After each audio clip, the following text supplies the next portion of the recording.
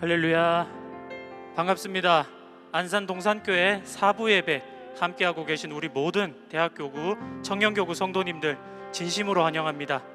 이 시간 우리가 예배로 나아가면서 함께 서로를 웰컴하는 시간 가졌으면 좋겠습니다. 우리는 하나님의 사랑 안에 거하는 한 공동체입니다. 사랑으로 이어져 있기 때문에 서로를 환대할 수 있는 것입니다.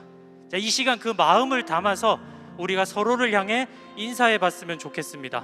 자, 자리에서 한번 다 일어나 보실까요?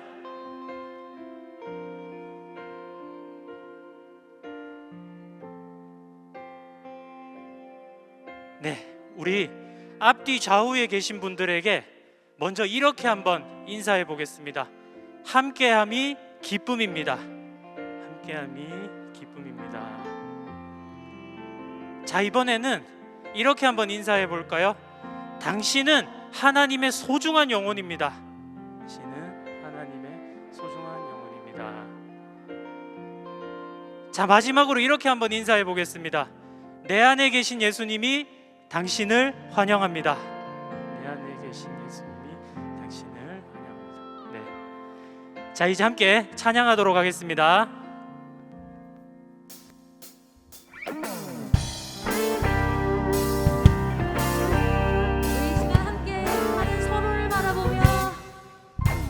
내 안에 계신 예수님이 당신을 환영해요. 내 안에 계신 예수님이 당신을 환영해요. 내 안에 계신 예수님이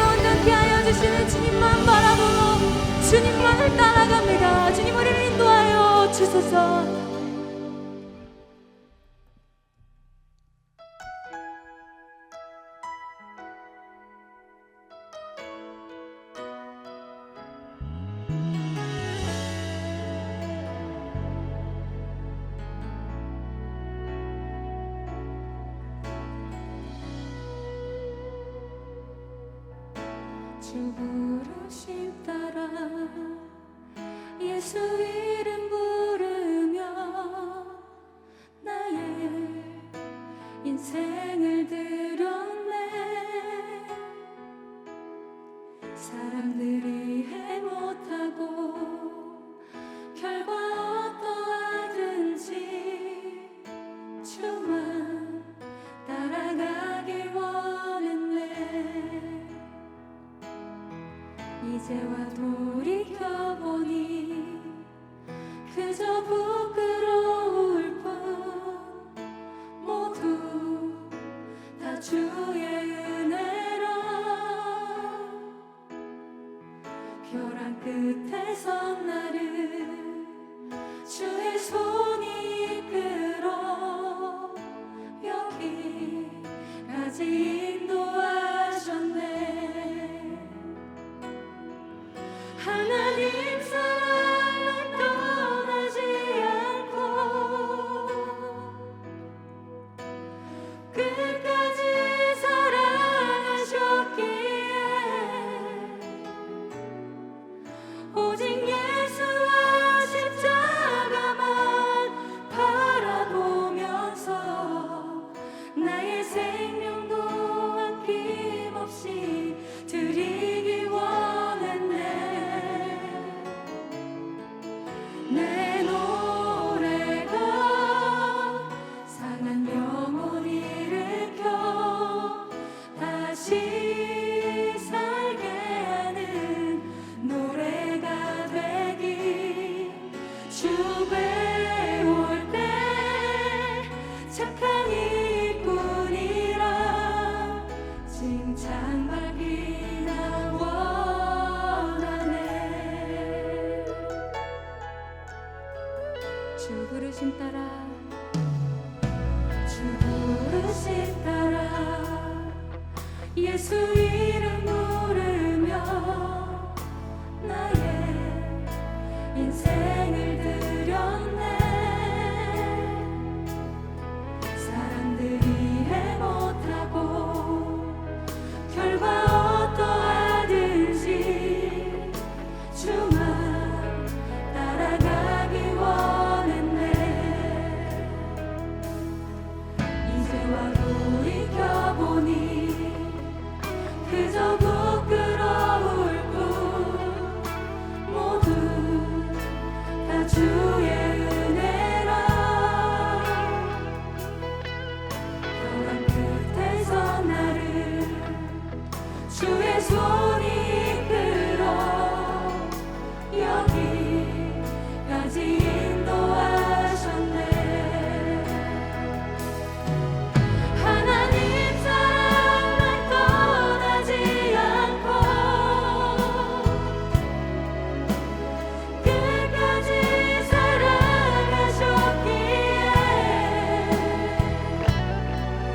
오직 예수와 십자가만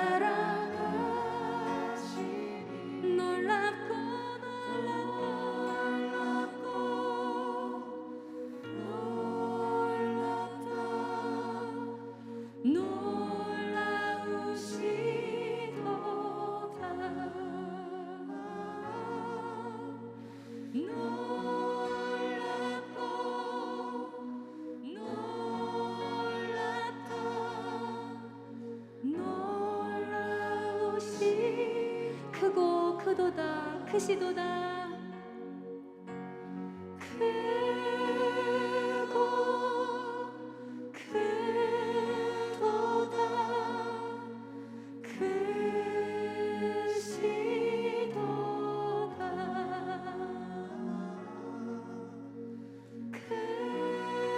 크고 크도다 크시도다.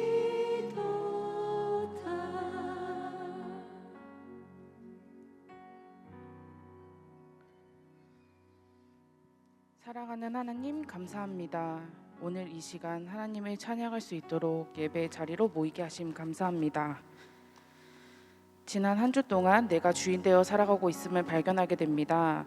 나의 의를 앞세워 나에게 흡족한 것을 하나님의 뜻인 것처럼 요구하였던 우리의 모습을 회개합니다.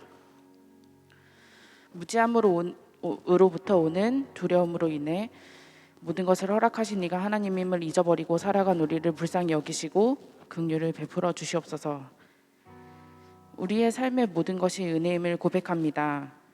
우리는 하나님의 변함없는 사랑과 은혜로 살아갑니다. 작은 환난에도 흔들리는 연약한 믿음이지만 하나님의 크심과 신실하심을 신뢰함으로 나아가오니 기뻐 받아주시고 하나님 한 분만으로 만족하는 삶이 되게 하소서. 선교를 준비하는 기간입니다. 먼저 알게 된 자로 예수님의 사역에 동참하게 해주셔서 감사합니다. 가서 하는 선교가 아닌 묻고 따라가는 선교 되게 하시고 선교를 통해 그리스도인으로 살아가는 것을 배우고 훈련하는 시간이 될 수 있도록 기대하며 기도하게 하시옵소서. 대학 청년교구를 위해 기도합니다. 하나님을 알므로 진정한 자유와 기쁨을 누리는 청년들이 그 기쁨의 복된 소식을 세상에게 전하기 위해 힘쓰는 공동체가 되길 소망합니다. 또 공동체를 세워나가기 위해 힘쓰는 모든 사역자분들과 셀리더, 섬김이, VG리더, 간사들에게 듣는 마음과 순종할 수 있는 용기를 허락하여 주시옵소서. 이 시간 김성겸 담임 목사님이 선포하시는 귀한 말씀을 듣습니다. 하나님만 드러나는 말씀 되도록 성령의 능력을 더해 주시고 말씀을 듣는 우리에게 듣는 귀를 허락해 주셔서 말씀 가운데 역사하시는 하나님을 보게 하소서. 또한 이외에 있을 모임 가운데서도 함께해 주시옵소서. 예배를 위해 헌신하는 많은 지체들이 있습니다. DS 프레이즈, 런콰이어, 방송팀, 예배 지원팀, 또한 보이지 않는 곳에서 예배를 섬기는 모든 봉사자들에게 복에 복을 더하셔서 넉넉함으로 섬기게 하여 주시옵소서. 하나님께 드려지는 오늘의 예배가 신령과 진정으로 드려지는 예배 되길 원합니다. 예배 가운데 임재하시어 홀로 영광 받으실 하나님을 찬양하며 이 모든 말씀 예수 그리스도의 이름으로 기도드렸습니다. 아멘.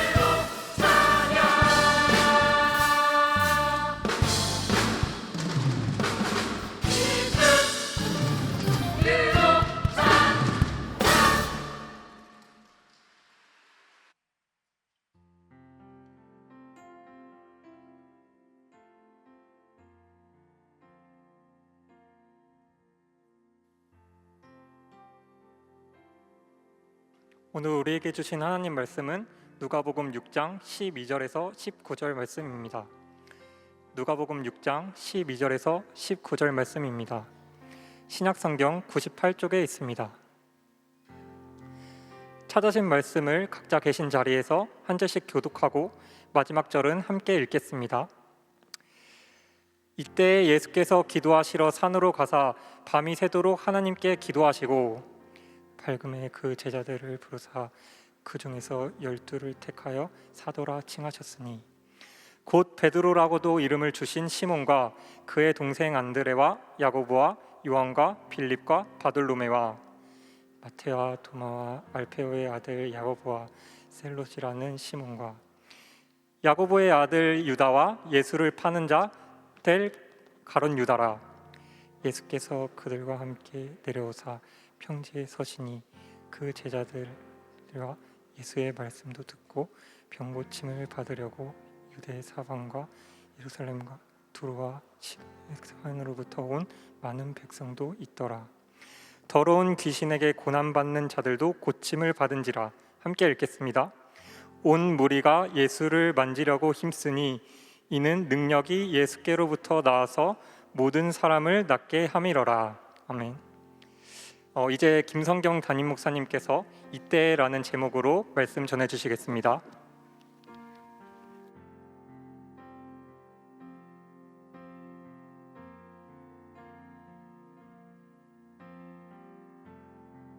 네, 2022년 7월 10일 주일 예배 함께하고 계시는 모든 동산의 가족들 환영하고 축복합니다. 우선 많이 덥죠? 예, 부채질하는 여러분 모습을 보니까 제가 마음이 너무 안타까워요. 사실 제가 여러분이 덥지만 그래도 이해가 되면 좀 덜 화가 날 것 같아서 관련해서 몇 마디 드리자면 그 부득불 우리 동산교회의 그 냉방 그 방식의 특성상 오전에 대체로 이제 냉방이 좀 소모가 되고 오후가 되면은 좀 그 냉방 능력이 조금은 떨어집니다. 왜냐하면 빙충렬 방식이라고 해서 밤새 심야 전기로 거대한 얼음을 꽁꽁 얼려놨다가 이제 낮에 그 얼음을 통과하는 바람으로 건물 전체를 시원하게 하거든요. 이제 그런 방식을 선택한 이유는 전력을 우리가 전기를 좀 아끼고 또 뭐 그런 여러 가지 측면에서 워낙 건물이 전체 크기 때문에 이제 그런 방식을 처음에 우리가 입당할 당시에 건축할 때 나름 그래도 신기술이었어요. 그 당시에는. 그래서 그 방식을 택했고요. 요즘에는 더군다나 코로나 때문에 예배 사이사이마다 방역을 합니다. 그러면은 원래 에어컨 틀어놓으면 문 닫아놔야 훨씬 시원한데 약을 뿌려놓고 나선 이 약을 또 우리가 흡입하면 안 되잖아요. 그래서 부득불 환기를 다 시키느라고 문을 열어놓거든요. 예배와 예배 사이에. 그러다 보니 그나마 오전 내내 좀 이렇게 냉방으로 여기 쌓여있을 이 예배실의 냉기가 이제 다 바깥으로도 나가는 안타까운 형편인 거죠. 그래서 좀 이런 상황이기 때문에 여러분의 기대만큼 냉방이 시원하지 못한 현실을 좀 양해해 주시고요. 제가 그래도 팁을 드리자면 여러분 어떤 한 가지는 여러분 더우니까 뭐 요즘 어차피 조금씩 간격 가지고 앉는데 더우니까 옆에 앉아 있다가 더워서 한 칸, 두 칸 뛰어앉는 거 가지고 서로 상처받지 않기로 합시다. 네. 네. 안 그래도 더운데 나란히 이렇게 같이 앉아 있으면 많이 좀 더 몸에서 복사열이 있으니까 사람 몸에서. 그래서 요즘같이 더운 때는 슬그머니 옆으로 한두 칸 뛰어 앉아도 더워서 그런 거지라고 서로 이해하고 그걸로 상처받지 않기로 합시다. 그리고 여러분 바닥에 보면 간혹 이렇게 네모나게 그 바람이 나오는 나오는 구멍이 있는 좌석들이 간혹 있어요. 여러분 좌석 발판 아래. 거기서 이제 냉방이 바람이 나옵니다. 그래서 만약에 난 너무 덥다 그러면 혹시 그곳을 찾아서 앉아도 괜찮을 것 같아요. 예, 물론 모든 자리마다 있는 건 아니지만. 그리고 간혹 그 구멍이 뭘로 커버가 되어 있는 경우도 있어요. 물론 이제 그쪽으로 바람이 잘 나오지 않아서 그럴 수도 있고요. 오전에는 냉방이 워낙 이제 강하다 보니까 그 좌석에 앉으시는 분들이 너무 추워서 일부러 그 구멍을 이제 막아놓은 경우가 있거든요. 고무 이런 판으로. 만약에 여러분 좌석에 밑에 그렇게 막혀 있는 데가 있으면은 그걸 치우시면 그 바람이 좀 나오는 걸 느끼실 수 있을 겁니다. 그래서 여러분들이 더운데 힘들어 하실까봐 이 설교에 준비된 내용도 아닌 썰로 냉방과 관련된 설명으로 설교 서론을 시작합니다. 여러분에게 제가 시를 한 편 읽어드리고 싶은데요. 제목은 나를 보내주세요 라는 제목입니다. 제가 한번 읽어볼게요. 나를 보내주세요. 들꽃 피는 푸른 숲속으로, 기러기 나르는 하늘 끝으로, 별들과 함께 서로의 맑은 꿈 이야기 함께 할 수 있는 곳, 고은님 붉은 마음 머물고 있는 곳, 이 세상 하얀 끝에서 사람 얼굴 쓰다물 수 있도록 깊고 넓은 시면의 세계로 나를 보내주세요. 여러분 생각에 이 시는 어느 연령의 어떤 분이 쓴 시같이 느껴집니까? 이 시를 쓰신 분은 82세 할아버지가 쓰신 겁니다. 할아버지의 성도, 우리 교회 성도님이셔요. 저는 시를 못 씁니다. 저는 시인이 아니기 때문에 저는 아무리 글을 써도 이런 언어가 나오지 않습니다. 굉장히 감수성이 풍부하신 분이죠. 이 어르신 성도는 매일 이렇게 새벽에 시를 쓰십니다. 그리고 저한테 보내주세요. 그런데 시를 써서 보내주시는 이유가 있습니다. 목사님, 저 오늘도 살아 있습니다. 살아있다고, 살아있다는 의미로 시를 써서 보내주십니다. 그래서 제가 이 시를 받을 때마다 집사님이 살아 계시구나, 오늘도 건강히 살아 계시는구나, 이렇게 확인을 합니다. 문득 제가 오늘 받은 시예요. 2022년 7월 10일. 이 시를 읽으면서 그 생각이 들었어요. 이분의 시를 읽으면서 살아있다는 것을 확인한다면, 혹시 오늘 우리 자신이 어떤 시를 통해서 살아있음을 확인할 수 있을까, 이런 생각을 해봅니다. 여러분 중에 시를 쓰는 분도 계시고, 저처럼 전혀 시 쪽으로는 언어가 돌아가지 않는 이과적인 분들도 계시긴 하겠지만, 한번 이렇게 상상해 봅니다. 한 주간 또 이런저런 일로 그야말로 생존의 현장에서 많은 씨름과 기도 제목들, 또 애씀들, 그런 거에게 치여 살고 있는 여러분들의 현실일 텐데요. 그래도 내가 살아있다, 인간답게 살아있다, 나 하나님의 자녀로 살아있다는 것을 이렇게 확인할 수 있는 시간들이 있었으면 좋겠어요. 여러분들이 시를 직접 쓸 수도 있지만 여러분의 삶 자체가 하나님 보시기에 한 편의 시처럼 쓰여지면 좋겠다, 한번 소망해 봅니다. 이 어르신은, 80이 넘으신 어르신은 시를 통해서 생명을 확인하는데요. 여러분은 어떻게 하루하루 내가 살아있다는 것을 확인해 보시겠습니까? 여러분 나름대로의 시적인 시간들이 있다면,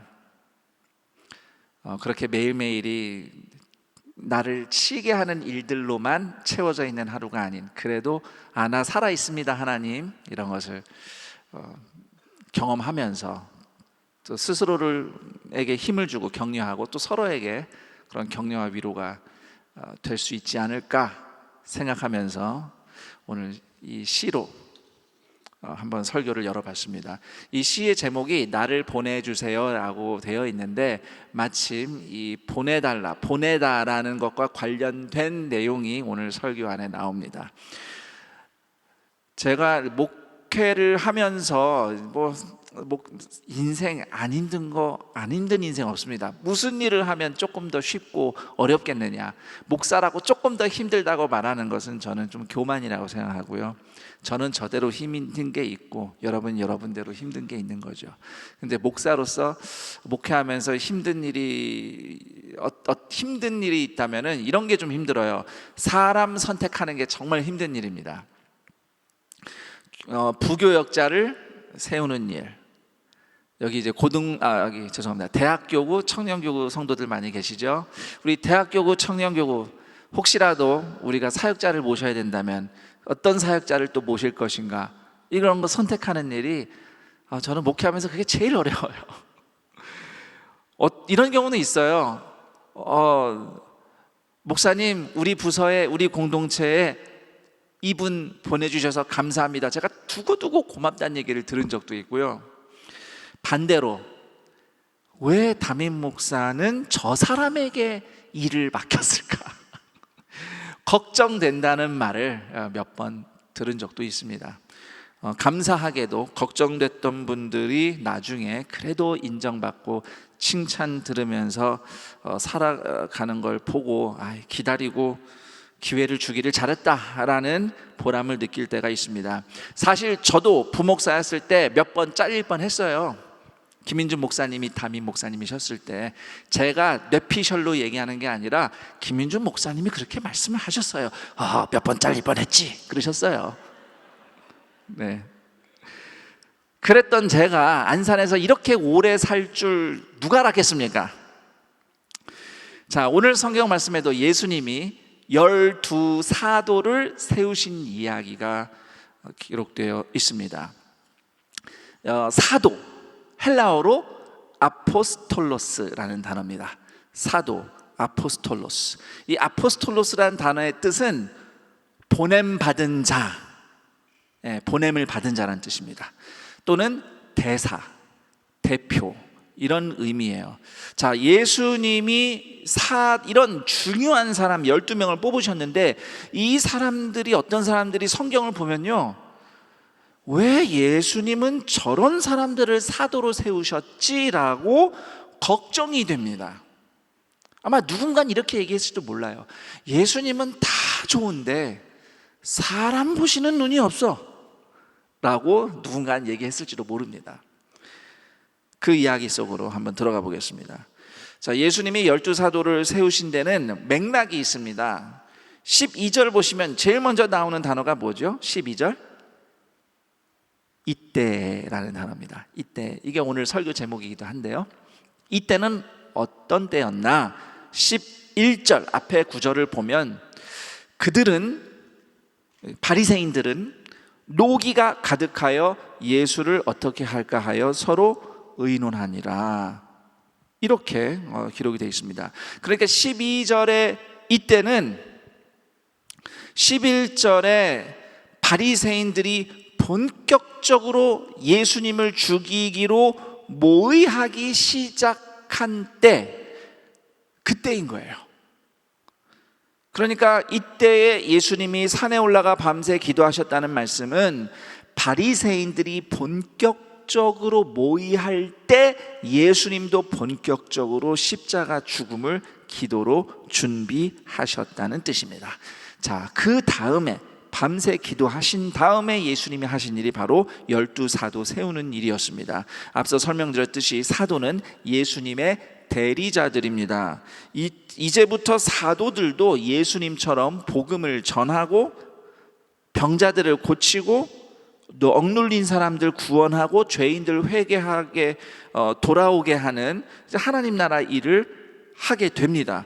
그리고 더 나아가서 훗날 예수님의 십자가 죽음과 부활, 승천 이후에 사도들이 예수님의 하나님 나라 복음 사역을 이어갈 것입니다.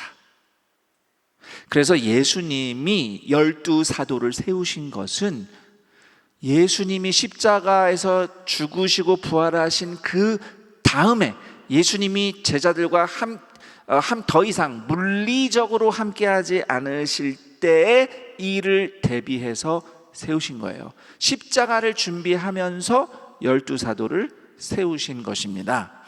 자, 숫자 12, 이스라엘 12지파를 상징합니다. 그래서 12사도를 세웠다는 것은 이스라엘, 하나님 나라의 회복이 본격적으로 시작된다는 것을 알리는 일종의 시그널 같은 사건이었죠. 이거는요, 예수님만 그렇게 의도하신 것이 아니라 그 당시 제자들과 유대인들이 보고도 알아챘을 내용입니다. 예수님이 12명의 사도를 세우셨어. 이스라엘 12지파, 드디어 역사가 일어나는구나. 이제 예수님의 능력으로 로마군 몰아내고 이방인들, 우상숭배자들, 변절한 죄인들 다 처단하고 이스라엘 왕국을 재건하겠구나. 이런 기대가 팽배했을 겁니다. 제가 앞서 누가복음을 설교하면서 그 당시 유대인들이 하나님 나라라고 할 때 어떤 생각을 가지고 있었는지 제가 여러 번 설명을 드렸으니까 기억하실 겁니다. 자, 그런데 예수님이 이렇게 12사도를 세우시고 그 다음에 하신 일은 사람들이 생각했던 그런 왕국 재건과는 거리가 멀어 보입니다. 17절, 18절, 예수께서 그들과 함께 내려오사 평지에 서시니 그 제자의 많은 무리와 예수의 말씀도 듣고 병고침을 받으려고 유대 사방과 예루살렘과 두로와 시돈의 해안으로부터 온 많은 백성도 있더라. 더러운 귀신에게 고난받는 자들도 고침을 받은지라. 유대인뿐만 아니라 이방인도 올 수 있는, 이방인도 예수님을 찾아오는 역사인 거예요. 두로와 시돈, 오늘날의 시리아 땅을 얘기합니다. 두로에서 시돈에서 온 사람들 이방인들이에요. 이방인들도 예수님을 찾아와서 말씀을 듣고 병고침을 받을 수 있었어요. 자, 이렇게 예수님은 유대인이나 헬라인이나 종이나 자유인이나 남자나 여자나 누구나 다 구원하는 하나님 나라를 보여주신 겁니다.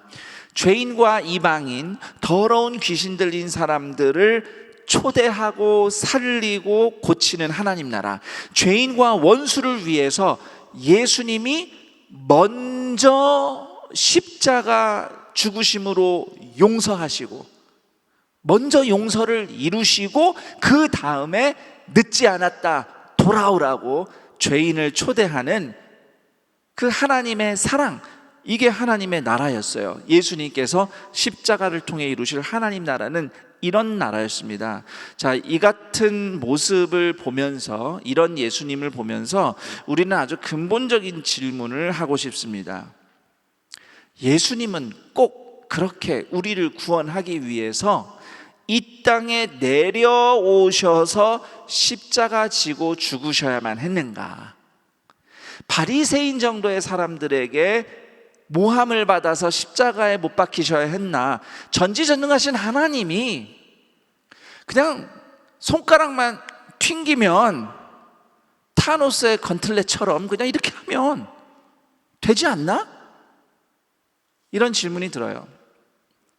자, 물론 인간의 죄 문제를 해결하기 위해서는 죄를 그냥 봐주실 수 없는, 죄는 반드시 심판하시는 하나님의 공의를 비추어 볼 때에 우리가 구원받으려면 우리 죄값을 대신 치르는 예수님의 십자가 속죄가 필요하다는 것을 성경적으로, 신학적으로 이해는 할 수 있습니다.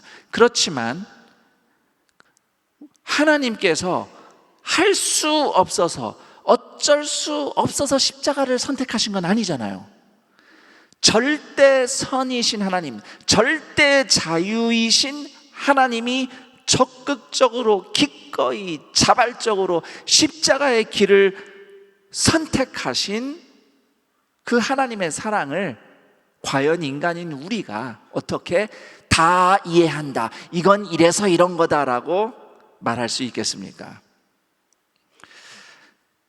그래도 성경을 읽어보면 하나님, 예수님이 십자가를 지신 이유, 그분의 마음을 성경 창세기에서부터 우리는 발견할 수 있습니다. 하나님은 이미 인간이 타락한 시점부터 인간과 세상을 구원하시려고 이 세상 가운데로 내려와 일해 오셨습니다. 하나님이 인간을 로봇이나 인형으로 만들지 않으셨죠. 하나님의 형상, 인격체로 창조하셨습니다. 그래서 하나님은 우리를 어떻게든 인격으로 대하시려고, 그리고 인격적으로 구원하시려고 부단히 애를 쓰셨어요.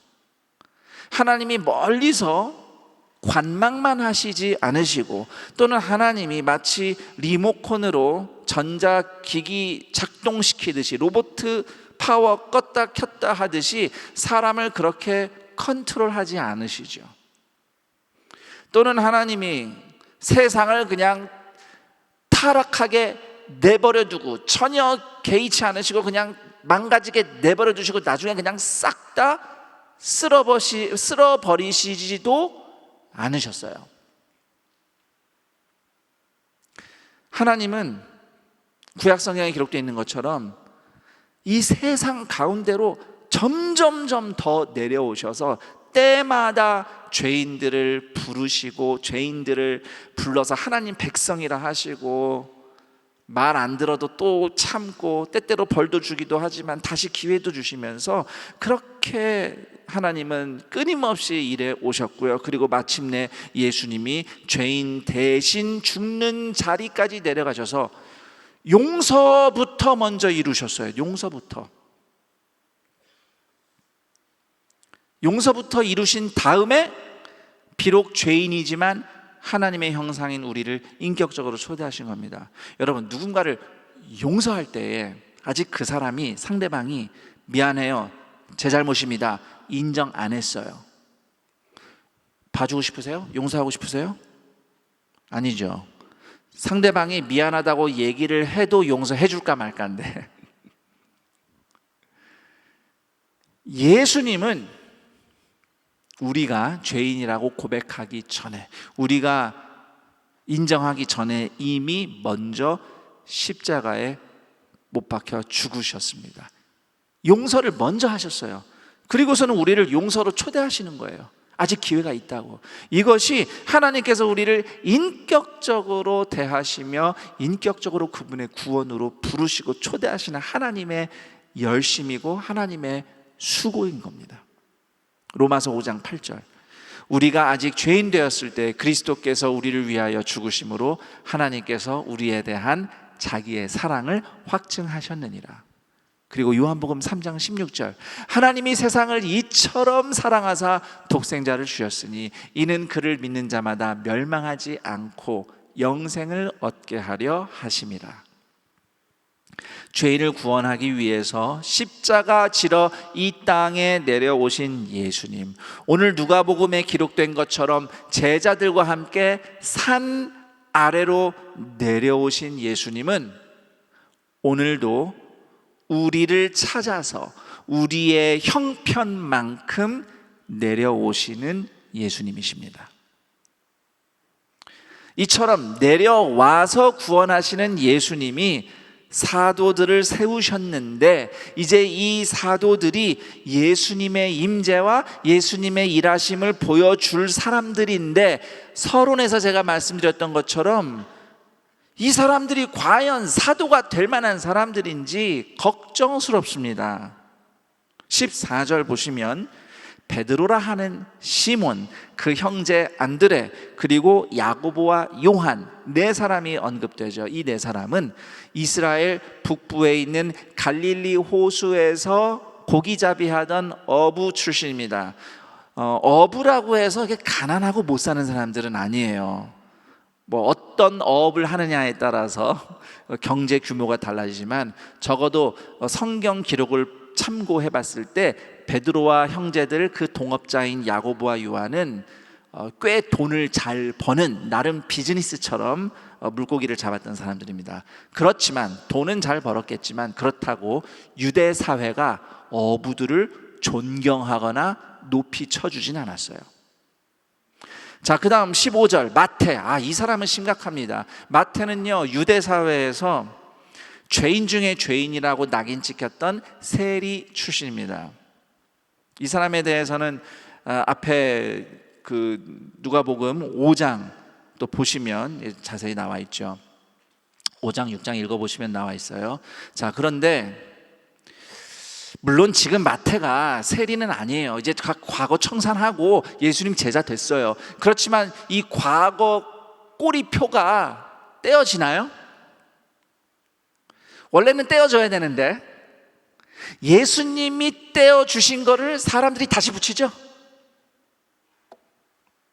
여러분 솔직히 어떻습니까? 우리 교회 공동체 안에서도 예수를 정말로 만나기 전에 어떤 나름의 스토리와 과거가 있다고 합시다. 사실 예수님이 그 꼬리표를 떼주신 거거든요. 그런데 우리는 사실 어떻게 볼까요? 말은 안 해도 우리 인식에 자꾸 붙이죠. 다시 붙여서 보죠.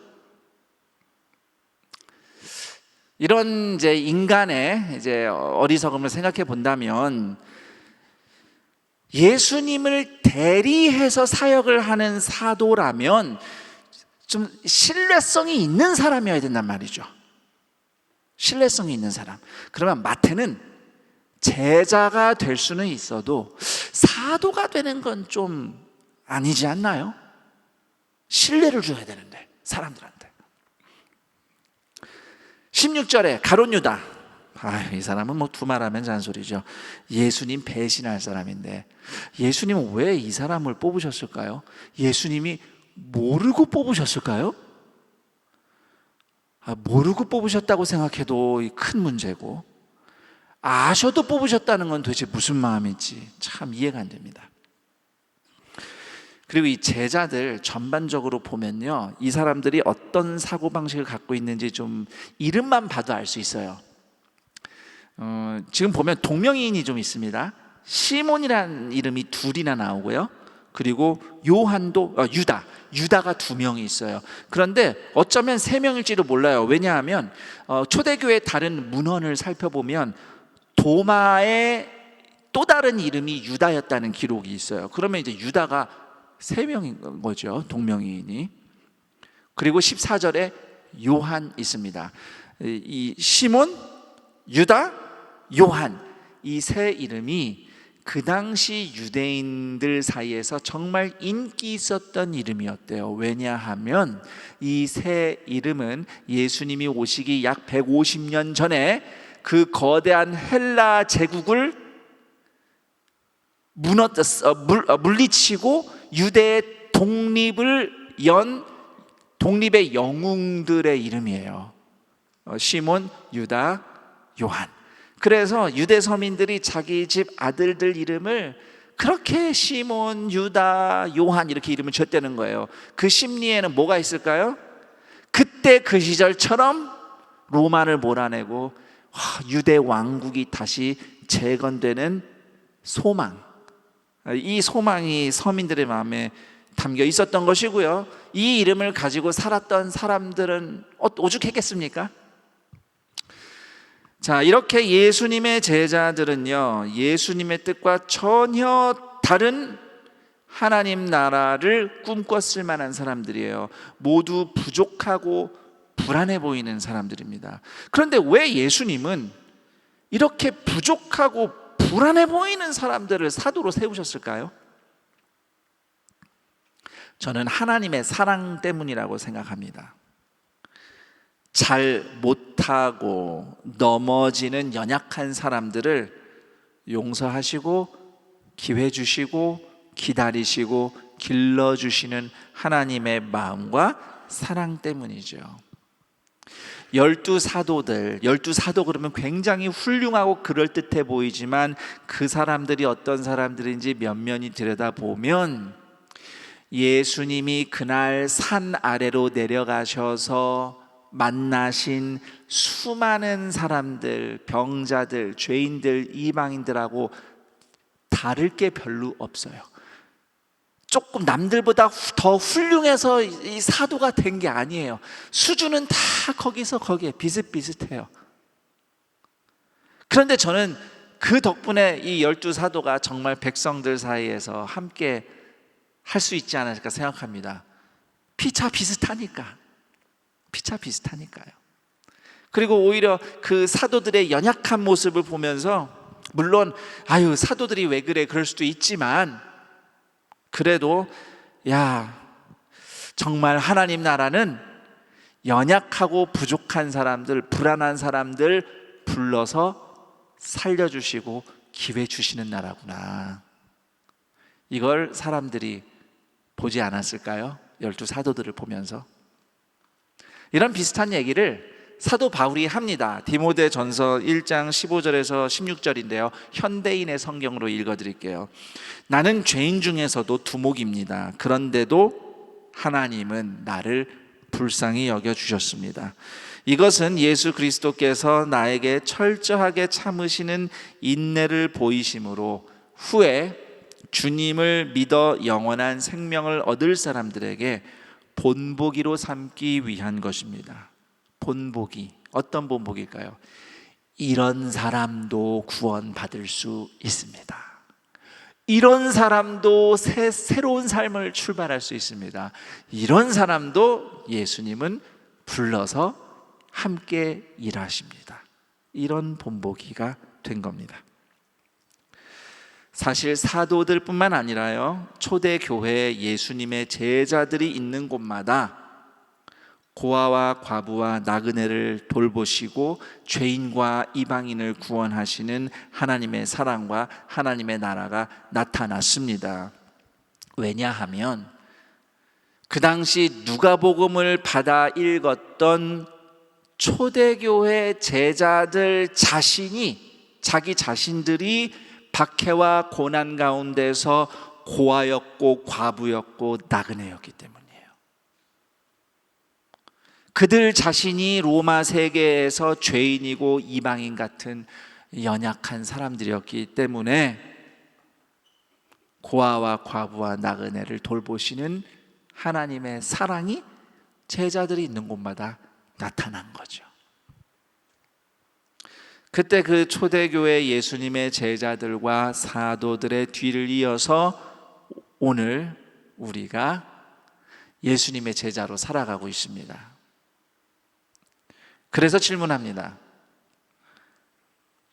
오늘 우리는 어디서 누구와 함께 있을 때에 아래로 내려가서 구원하시고 고치시는 예수님의 임재를, 하나님 나라를 경험할까? 톨스토이의 단편 소설 중에 사랑이 있는 곳에 하나님도 있다라는 책이 있습니다.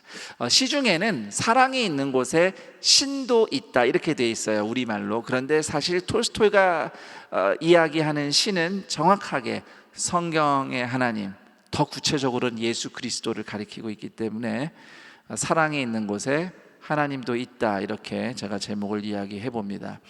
이 소설의 주인공은 구두를 만드는 가난한 제화공 마르틴입니다. 마르틴은 일찍이 아내와 자녀들을 다 잃고서는 절망과 술에 빠져서 완전히 망가진 채로 살고 있었어요. 근데 그 와중에 오랜만에 만난 동네 어르신을 통해서 위로를 받고 믿음을 되찾고 삶을 회복한 사람이었습니다. 어느 날 마르틴이 하루 일과 마치고 성경을 읽다가 비몽사몽 잠이 드는 것 같이 이렇게 고개가 뚝 떨어질 그 즈음에 하나님의 음성 같은 어떤 목소리가 들린 거예요. 마르틴, 내가 내일 창 너머 길을 잘 내다보아라. 내가 그곳에 갈 터이니. 마르틴이 진짜 하나님이 찾아오신다고 말씀하신 건가? 내가 꿈을 꾼 건가? 긴가민가 하는데 그래도 그 다음날 하나님이 혹시 오실까 봐 기대하면서 일하면서 틈틈이 창밖을 봤어요. 그런데 오신다는 하나님은 보이지 않았습니다. 대신 추운 겨울날 눈을 맞으며 길을 청소하던 청소부, 추위와 배고픔에 떨고 있던 가난한 아기 엄마, 그리고 사과를 팔아 생계를 잇는 할머니와 그 사과를 훔치다 붙잡힌 소년을 만났습니다. 이렇게 이 사람들을 만나면서 하루를 보낸 마르틴이 저녁에 성경을 읽으려고 자리에 앉았는데 그때 또 음성이 들리는 거예요. 마르틴, 너는 나를 알아보지 못했지? 그러더니 그날 만났던 사람들의 얼굴이 환상처럼 보였습니다. 그리고 마침 우연히 펼쳐져 있는 성경 말씀을 읽게 됩니다. 내가 줄일 때에 너희가 먹을 것을 주었고, 목마를 때에 마시게 하였고, 나그네 되었을 때에 영접하였고, 헐벗었을 때에 옷을 입혔고, 병들었을 때에 돌보았고, 옥에 갇혔을 때에 와서 보았느니라. 너희가 여기 내 형제 중에 지극히 작은 자 하나에게 한 것이 곧 내게 한 것이니라. 톨스토이는 이 소설 맨 마지막을 이렇게 끝내고 있습니다. 마르틴은 그제야 분명히 깨달았다. 이날 예수께서는 어김없이 마르틴에게 왔고 자신이 만난 사람들이 바로 그였음을. 오늘 우리가 예수님의 임재와 일하심을 경험할 산 아래의 현장은 어디라고 생각합니까? 연약하고 실수 많은 내가 어디에 누구와 함께 있을 때 고치시고 살리시는 예수님을 볼 수 있을까요?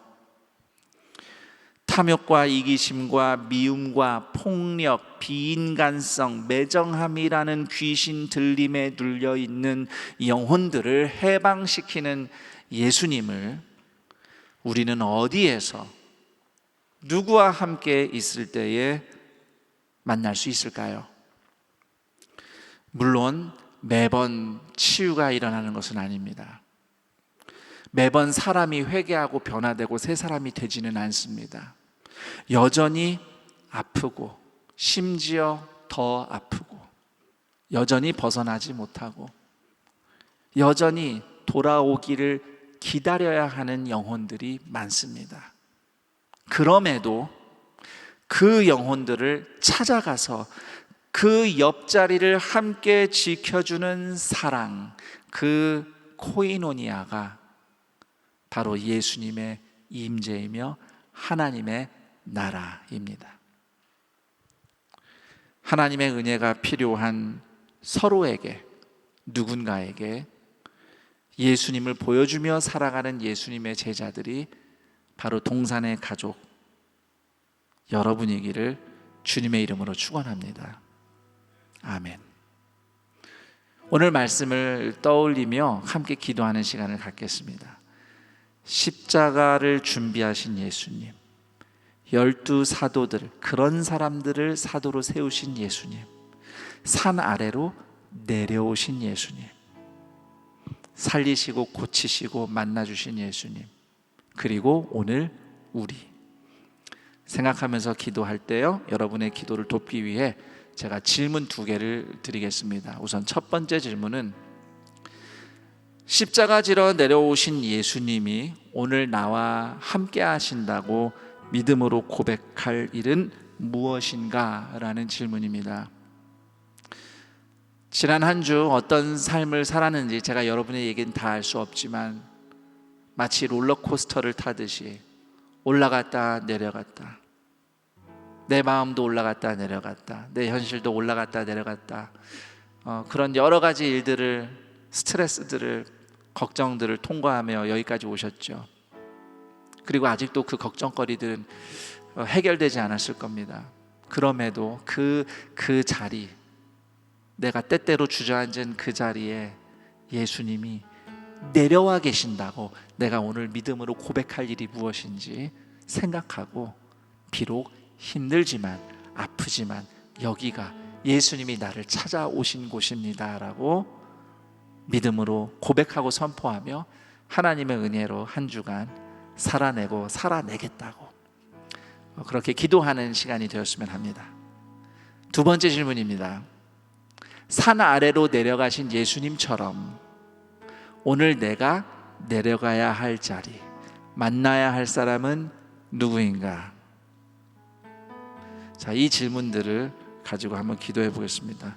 먼저 우리 첫 번째 질문에 좀 집중해 볼까요? 여러분 자신의 삶을 들여다보며 예수님이 내려와 계신다, 너 그거밖에 못해, 너 못 올라와 라고 핀잔하지 않으시고 꾸짖지 않으시고 내가 너를 찾아 내려간다고 내려오신 예수님이 여기에 계십니다. 나와 함께 계십니다. 내 아픔에, 내 고민에, 나의 시름에 함께 계십니다 라고 여러분의 삶을 펼치며 같이 기도하는 시간을 갖겠습니다. 기도합니다.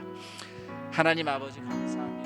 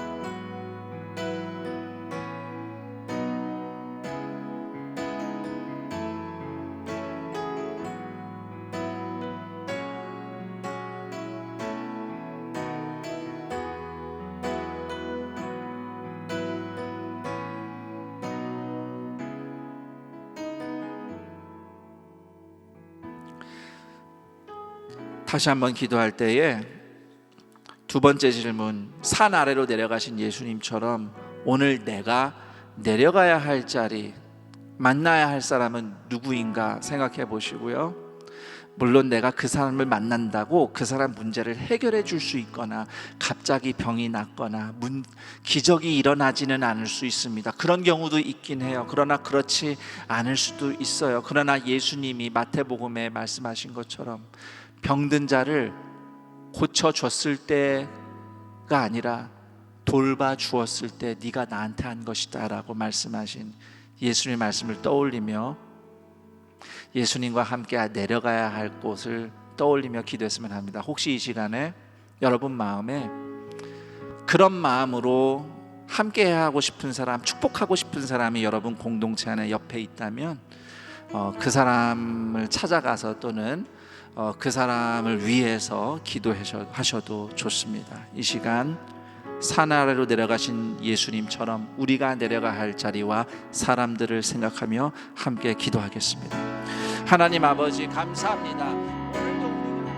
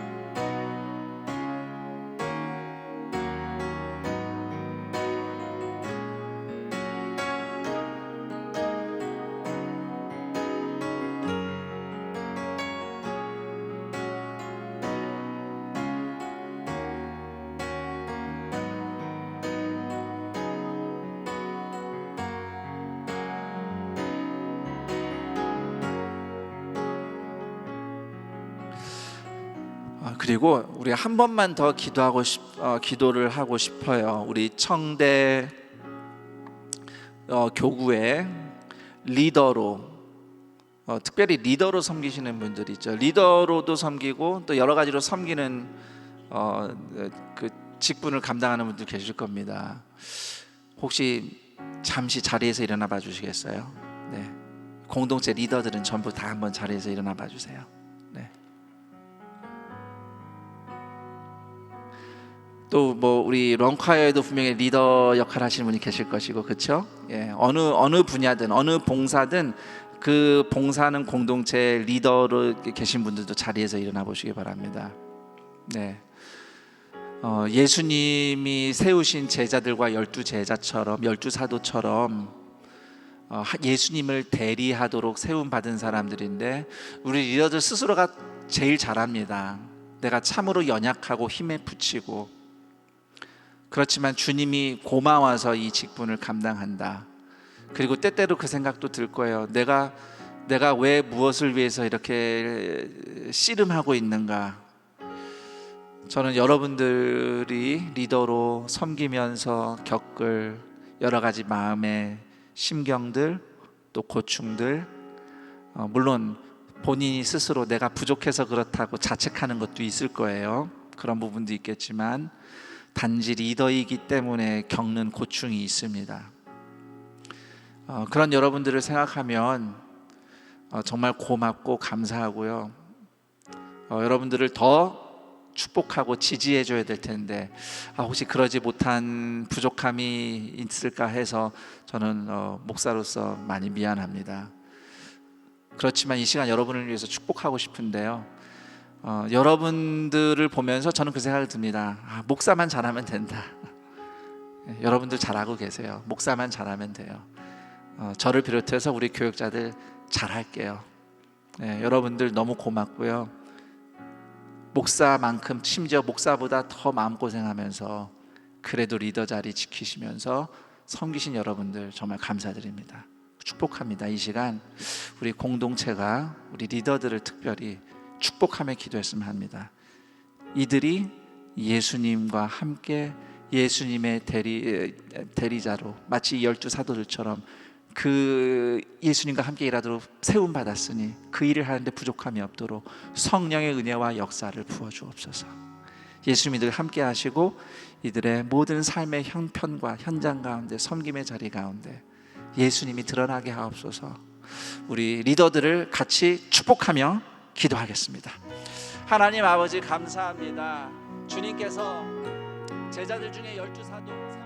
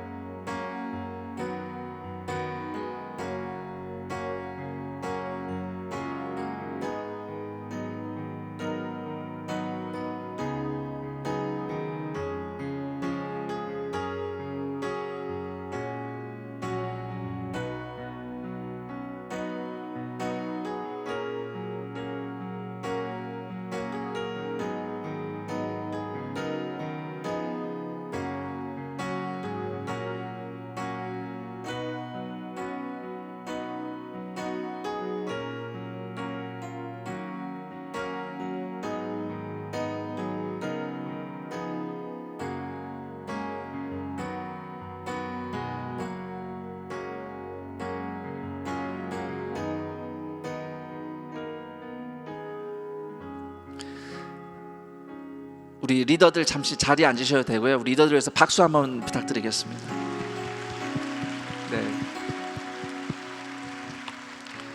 네, 제가 마지막으로 기도하고 기도 시간을 마치겠는데요. 오늘은 제가 그런 마음이 드네요. 여러분들의 얼굴을 보면서 기도를 하고 싶어요. 제가 간혹 이제 외국 영화를 보면 기도할 때 얼굴 쳐다보면서 기도하는 게 굉장히 저는 매력적이라고 생각했는데, 실제로 제가 소그룹에서, 셀에서 그런 상황에서 얼굴을 쳐다보며 축복 기도를 해본 적이 있거든요. 오늘 문득 여러분을 그렇게 축복을 하고 싶어서 여러분의 얼굴을 보면서 기도의 마무리 기도를 하겠습니다. 하나님 아버지 감사합니다. 믿음의 형제 자매들의 애씀과 수고와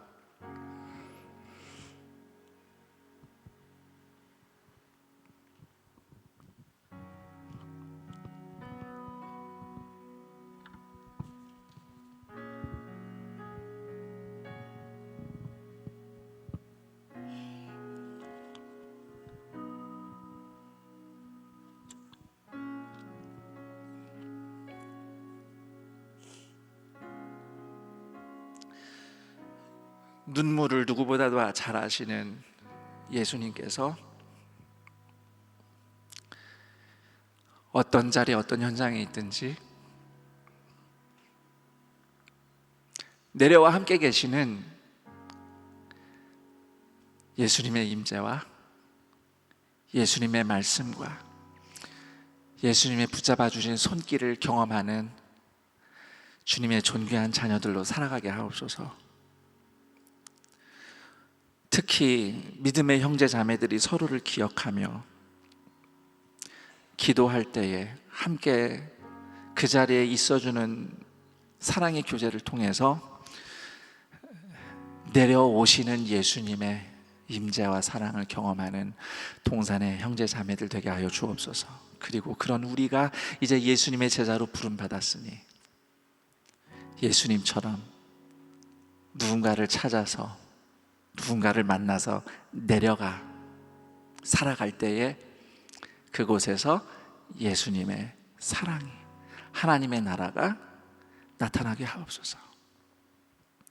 당장은 해결되지 않는 문제들, 여전히 아픈 문제들, 여전히 답이 보이지 않는 시름들이 있습니다. 그러나 그 자리에 예수님이 같이 계심을 믿고 특히 이 공동체에 앞장서 헌신하는 리더들, 또 교역자들, 겉으로는 다 티를 안 내시지만 누구보다도 걱정하며 기억하며 기도하며 애쓰시는 장로님들, 교사들, 그 모든 분들의 애씀이 반드시 응답으로 열매 맺고 이 광야 같은 인생살이 가운데, 이 광야 같은 시대에 예수님과 함께하는 사람들, 구원한 예수님의 고치심과 하나님 나라가 나타나는, 예수님이 보내시고 함께하시는 인생으로 나아가게 하옵소서. 반드시 주님께서 그렇게 함께하시며 살아내고 살아나게 하실 줄 믿으며 우리 주 예수 그리스도의 이름으로 기도합니다. 아멘.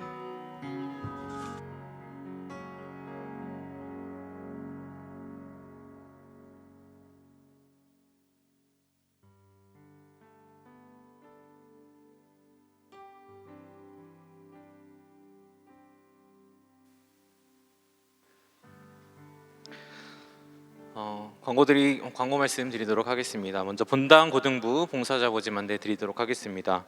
분당 고등부를 섬길 헬퍼를 모집하고 있습니다. 모집 기간은 7월 17일 다음 주일까지이며 매주 주일 9시에 시작되는 고등부 예배를 섬기게 됩니다. 헬퍼는 예배를 위한 모든 순서를 돕는 자리로 고등부 모든 성도들이 하나님을 예배할 수 있도록 돕는 자리입니다. 고등부 아이들을 사랑으로 중보하고자 하는 모든 분들의 신청을 기다리고 있습니다. 더불어 본당 고등부 여름 수련회를 섬기실 시즌 헬퍼를 모집하고 있습니다. 수련회 일정은 8월 5일 금요일부터 8월 6일 토요일까지 1박 2일로 진행되며 장소는 대부도 엔케렘입니다. 시즌 헬퍼는 수련회 전까지 모집합니다. 청년 대학교구 성도님들의 많은 관심과 헌신을 부탁드리며 자세한 사항은 안은혜 전사에게 문의하시기 바랍니다. 다음으로 대학교구 온유 광고 드리도록 하겠습니다. 대학교구 온유는 서로의 삶을 함께 나누며 삶 속에서 일하시는 하나님을 발견하고 나누는 시간입니다. 온유에서 정기 모임을 진행합니다. 7월 13일 수요일 저녁 6시 30분 한양대학교 에리카 다솜관에서 진행하며 관심사별 소모임과 바비큐 파티가 진행됩니다. 50명 선착순 마감입니다. 신청은 QR코드와 주보에 삽지된 온유 티켓을 통해 가능합니다. 자세한 사항은 홍재기 강도사에게 문의하시기 바랍니다. 다음으로 WM센터 여름성경학교 봉사자 모집 안내드립니다. 우리 이웃인 WM센터의 여름성경학교를 섬길 봉사자를 모집하고 있습니다. 일정은 8월 6일, 7일 토요일과 주일이며 복음 영접활동, 물놀이 등 풍성한 순서가 준비되어 있습니다. 대상은 대학교구 성도이며 선착순 10명입니다. 이번 시간을 통해 안산동산교회 코이노니아를 누리며 특별히 WM센터의 모든 성도들이 하나님을 경험하는 시간이 될 수 있도록 적극적인 관심과 참여를 부탁드립니다.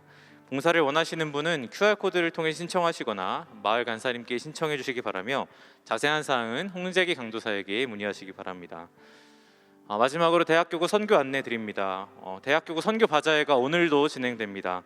2층 식당과 사랑 1실에서 각각 유다 공동체와 여호수아 공동체가 선교 후원을 위한 카페와 플리마켓을 진행합니다. 예배가 마친 뒤에 바로 진행한다고 합니다. 대학교구 성도뿐만 아니라 청년교구 성도님들도 참여하실 수 있습니다. 기도와 특별히 많은 관심으로 후원을 부탁드립니다. 안산동산교회 사부 예배 현장에서 또 영상으로 함께 하시는 여러분을 주님의 이름으로 축복하고 환영합니다. 먼저 오늘 예배를 처음 들으셨거나 그동안 들으셨지만 오늘 예배를 들으시고 등록하기 원하시는 분은 대학교구는 건너편 네오비전 센터 3층 새가족 교육실에서 청년교구는 본당 뒤편 새가족 환영실로 오시면 교회와 신앙생활에 대해 안내해드리도록 하겠습니다. 우리 이분들께 축복의 박수 한번 보내드릴까요? 진심으로 환영하고 축복합니다. 교회 소식 알려드립니다. 교구별 공동의회 안내입니다. 7월 13일 수요일 교구별 낮 밤 수요기도회 시 타교회 임영 안수집사 권사 취임 투표를 위한 공동의회가 진행됩니다. 하나님을 사랑하는 일꾼들이 채워질 수 있도록 많은 관심과 기도로 동역해 주시기를 바랍니다. 다음으로 임시당회 안내입니다. 7월 13일 수요일 오후 9시부터 당회실에서 임시당회가 진행됩니다. 다음으로 교회 설립 43주년 예배 안내입니다. 7월 17일 다음 주일 안산동산교회 설립 43주년 주일 예배가 드려집니다. 본당 1부, 2부, 3부, 4부 예배 시에 김성겸 담임 목사님의 설교로 진행되며 학교 예배당은 영상으로 송출됩니다. 43년 동안 안산동산교회에 주신 하나님의 은혜에 감사하며 기쁨으로 예배드리시는 동산의 성도분들이 되시기를 소망합니다. 다음으로 동산타임즈 7월호 발행 안내입니다. 7월호에는 동산의 파송 선교사와 셀 이야기가 소개되어 있습니다. 신문은 본당과 학교 예배당에 비치되어 있으며 교회 홈페이지에서도 확인하실 수 있습니다.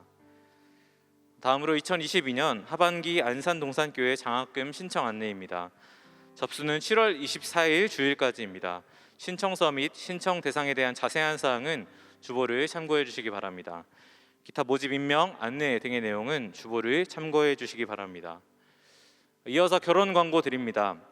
이번 주 토요일 한 커플이 하나님 안에서 아름다운 가정을 이룹니다. 양정훈, 박정심 커플입니다. 혹시 오늘 예배에 참석하셨나요? 네, 참석하셨으면 좀 일어나 주시겠어요? 네, 이 커플이 하나님과 동행하는 아름다운 가정 이루시라고 우리 박수로 격려할까요? 이제 마지막으로 다 같이 자리에서 일어나서 은혜 베풀으신 하나님께 찬양으로 영광 돌리도록 하겠습니다.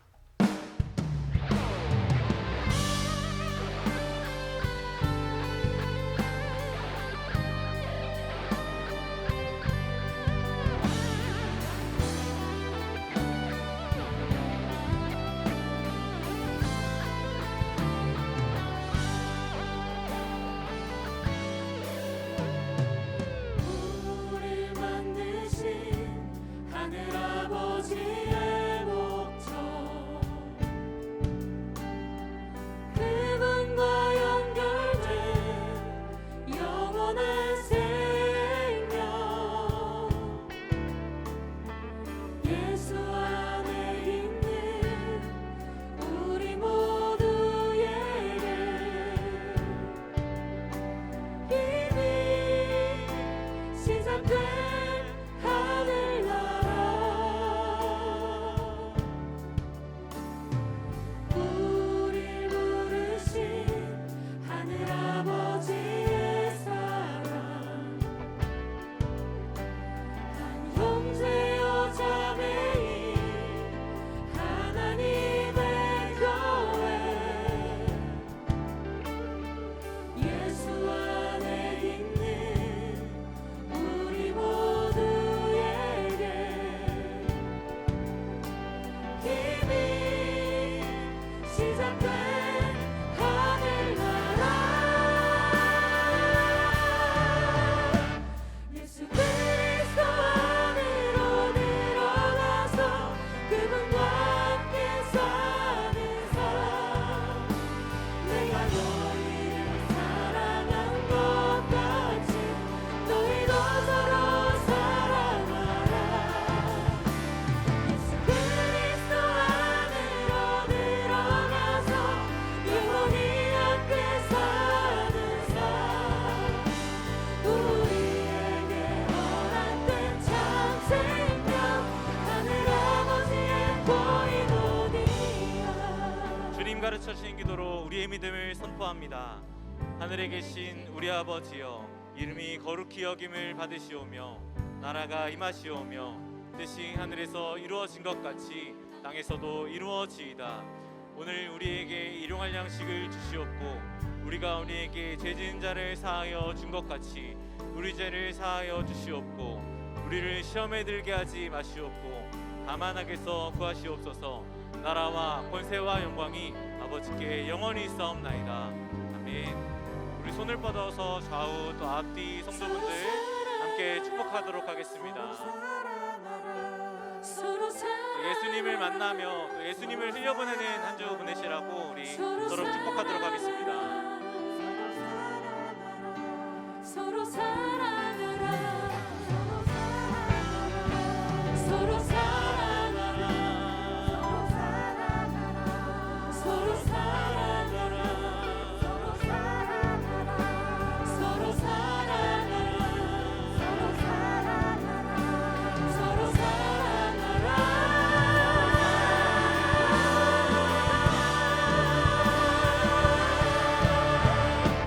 예수 그리스도 안으로 들어가서 그분과 함께 사는 삶, 내가 너희를 사랑한 것 같이 너희도 서로 사랑하라.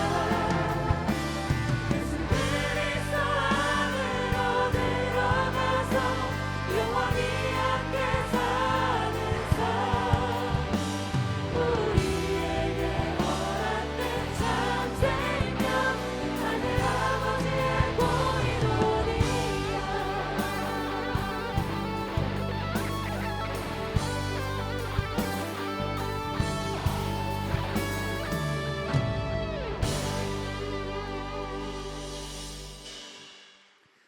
우리 주 예수 그리스도의 은혜와 하나님 아버지의 그 크신 사랑하심과 성령 하나님의 교통, 감화, 충만, 인도하심이 우리가 어떠한 인생 환경, 형편 자리에 있든지 십자가까지 내려오신 예수님이 함께 계시며 인도하심이 나타나는 인생을 살며, 그리고 그런 우리가 예수님처럼 또 누군가를 찾아서 내려갈 때에 그곳에 예수님의 사랑과 임재와 사랑이, 하나님의 나라가 나타나는 인생 살기를 열망하는 동산의 모든 가족들, 주님의 존귀한 사람들의 인생 위에 영원토록 함께 있을지어다. 아멘.